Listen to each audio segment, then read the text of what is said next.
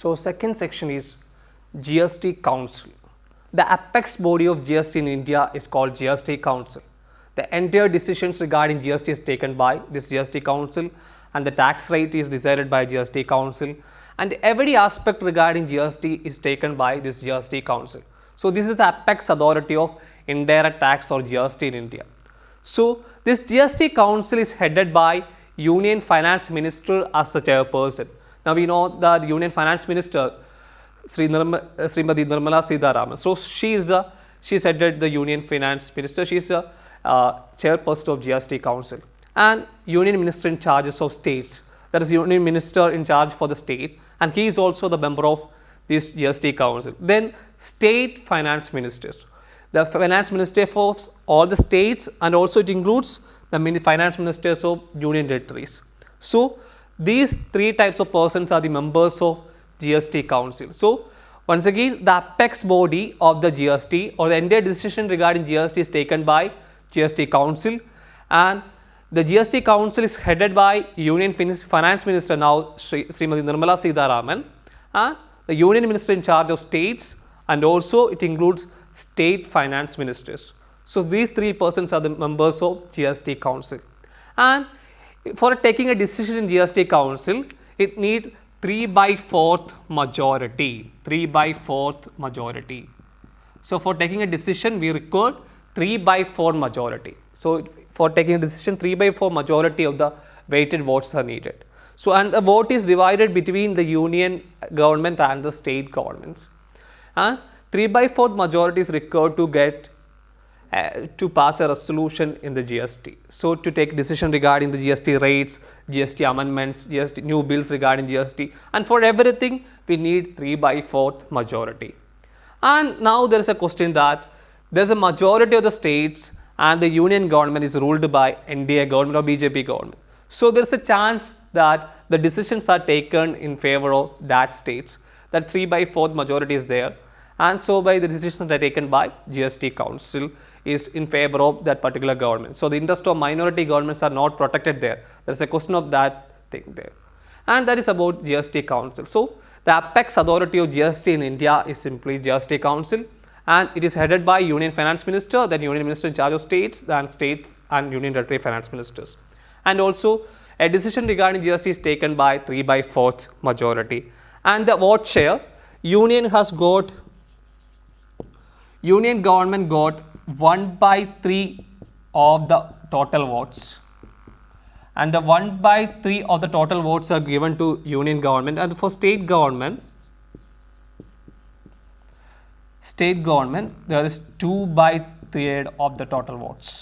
So the vote share is divided between the central government and state government. For the central government there is 1/3 of the total votes, and for state government there is 2/3 of total votes. And this is about GST Council. And particular goods exempted from GST. Goods and services exempted from GST. That's an important question. Goods exempted from GST. I think you all know that what are the goods exempted from GST. Goods exempted.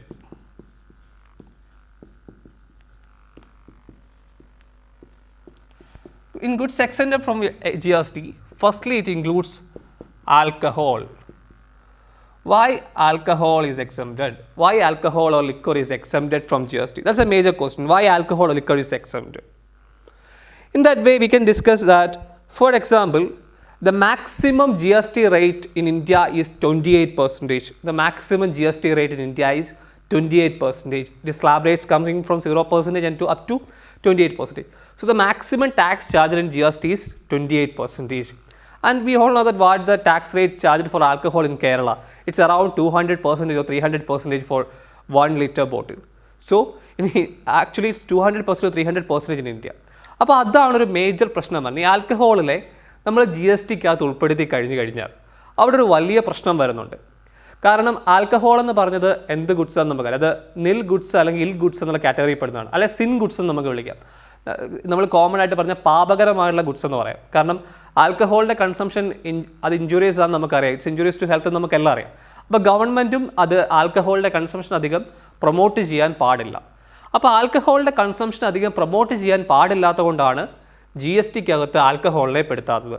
കാരണം ഇപ്പോൾ നമുക്കറിയാം കേരള ഗവൺമെൻറ്റൊക്കെ നമുക്ക് ഈ tax calculate ചെയ്യുന്നത് ആൽക്കഹോളിന് ശരിക്കും tax charge ചെയ്യുന്നത് 200%, 300% ഒക്കെയാണ്. അപ്പോൾ 100 രൂപയുടെ ബോട്ടിലിന് 200 രൂപ 300 രൂപ അഡീഷണൽ വന്ന് 400 രൂപയ്ക്ക് ആയിരിക്കും ആൾക്കാർ പേ ചെയ്യുന്നത്. അപ്പോൾ അതങ്ങനെ ടാക്സ് ചാർജ് ചെയ്യുന്നതിൻ്റെ കാരണം എങ്ങനെയെങ്കിലും ആൾക്കാർ ഇത് ഉപയോഗിക്കുന്നത് മാക്സിമം കുറയ്ക്കാൻ നോക്കുകയാണ്. അങ്ങനെ കുറയ്ക്കുന്ന വഴി, കൺസംഷൻ കുറയ്ക്കുന്ന വഴി നമ്മുടെ സമൂഹത്തിൽ നിന്ന് ആൽക്കഹോൾ എടുത്ത് മാറ്റാമെന്നാണ് ഗവൺമെൻറ്റിൻ്റെ ചിന്താഗതി. അതുകൊണ്ടാണ് ആൽക്കഹോളിനെ GST-യിൽ പെടുത്താത്തത്. GST-യിൽ പെടുത്തി കഴിഞ്ഞാൽ സപ്പോസ് ഒരു എക്സാമ്പിൾ പറയാം. ആൽക്കഹോളിനെ GST-യിൽ പെടുത്തി കഴിഞ്ഞാൽ GST-യിൽ മാക്സിമം കാൽക്കുലേറ്റ് ചെയ്യാവുന്ന ടാക്സ് 28%. അപ്പം ആകെ ഒരു 100 രൂപയുടെ കുപ്പിക്ക് ഗവൺമെൻറ് കിട്ടുന്ന ടാക്സ് 28 രൂപയേ ഉള്ളൂ GST-ക്കകത്ത് ആൽക്കഹോൾ ഉൾപ്പെടുത്തി കഴിഞ്ഞാൽ. ഇനിയിപ്പോൾ ആൽക്കഹോൾ ഇപ്പോൾ ഉൾപ്പെടുത്തുന്നില്ല. ആൽക്കഹോൾ ഉൾപ്പെടുത്തില്ലെന്നുണ്ടെങ്കിൽ ഗവൺമെൻറ് അതിന് ചാർജ് ചെയ്യുന്നത് 200%, 300% ഒക്കെ ടാക്സാണ്. അപ്പോൾ 200 റുപ്പീസ് ടാക്സ് കിട്ടേണ്ടടുത്ത് GST-ക്കകത്ത് ആൽക്കഹോൾ ഉൾപ്പെടുത്തി കഴിഞ്ഞാൽ എത്രയേ കിട്ടുകയുള്ളൂ?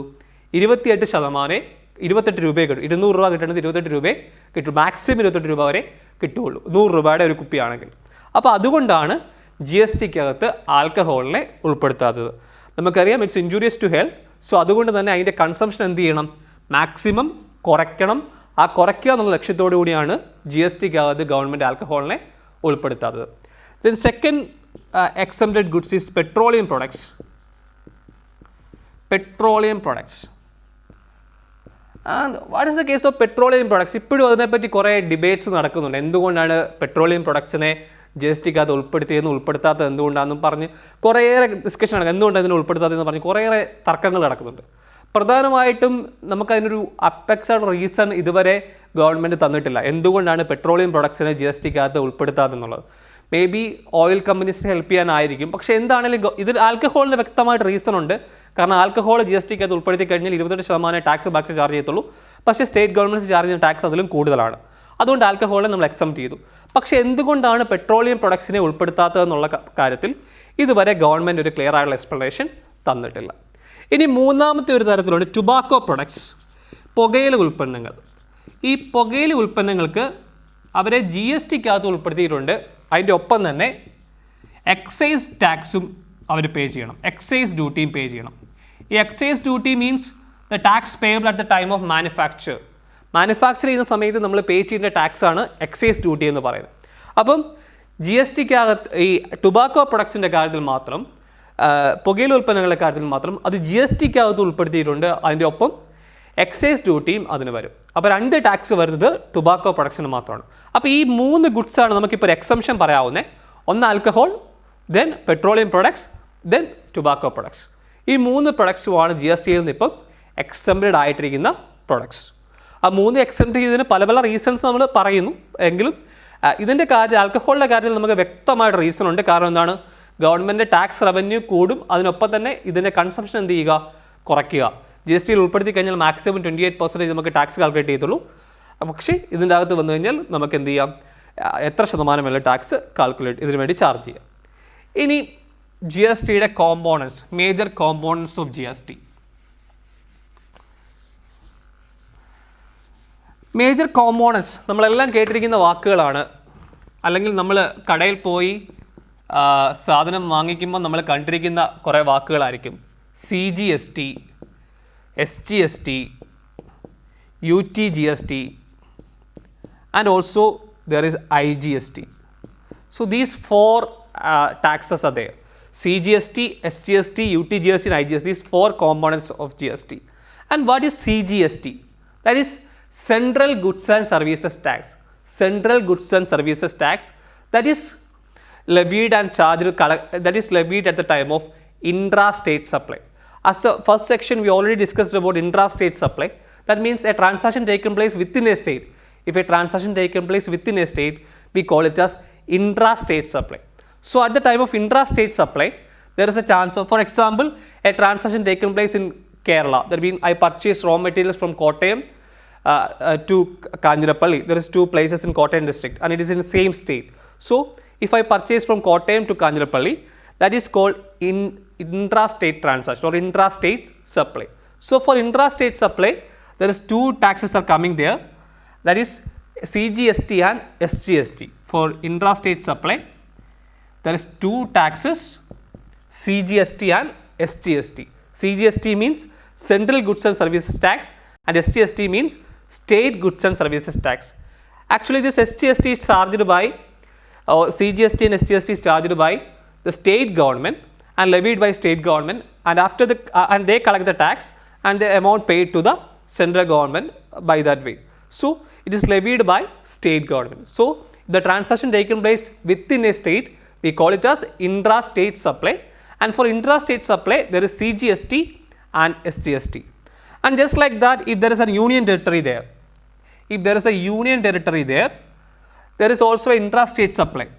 For example, in Delhi is a union territory, so a transaction happen in Delhi.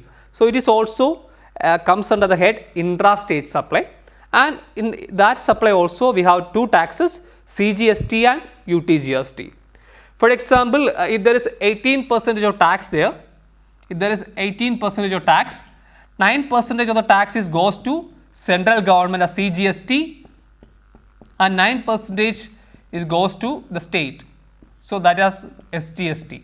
So, in a GST transaction, in an intrastate transaction, half of the tax is going to the central government and another half is going to the state government. So, 9 is 18, if the tax rate is 18%, 9% is going to the central government and the rest 9% goes to the state government. So, that is the case of CGST, SGST and UTGST. UTGST means Union Territory Goods and Services Tax.